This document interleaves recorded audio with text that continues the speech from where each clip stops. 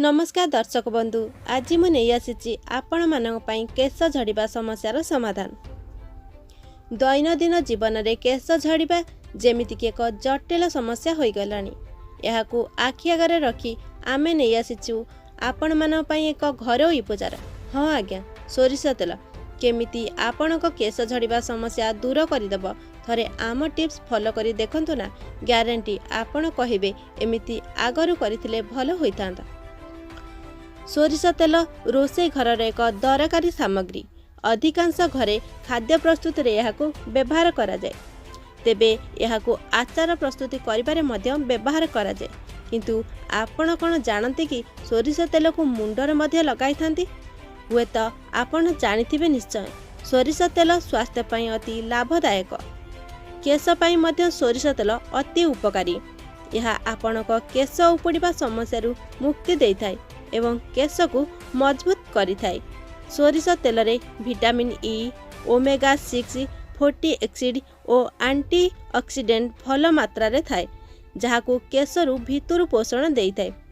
आसंतु जानिबा केमिति hair fall रोकिबार सहाय्य करिथाय एही सोरिष तेल।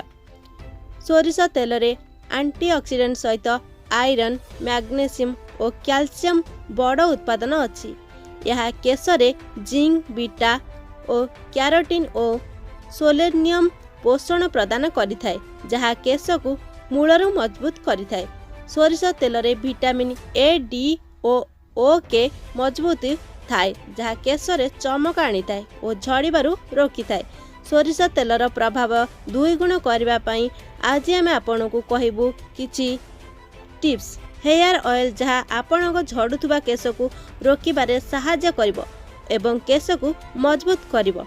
आसंतु जानिबा उवण सोरिष तेल प्रस्तुत करिबार सामग्री। 1 लिटर सोरिष तेल और छोट कप रे मेथी दाना।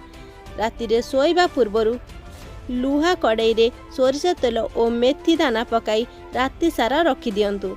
आगामी दिन सकाळे याकू सामान्य उत्तापरे 5 रु 7 मिनिट जाए रांधंतु। मेथी मंजी कला हेबाकू लागिले आंच बंद करी तेल ठंडा हेबा पर्यंत रखंतु। एबे तेल ठंडा हेबा परे छाणी ताकू जार रे रखंतु। मेथी मंजी केश मूल को मजबूत करताए। सोरिष तेल रे मेथी दाना पकाइबा द्वारा यह प्रभाव दुई गुण हो जाए। एही तेल केश को विटामिन्स, मिनरल्स देइथाय। मेथी दाना रे थिबा protein, phosphorus, omega 3 fatty acid केश को सबु आडू पोषित करिथाय।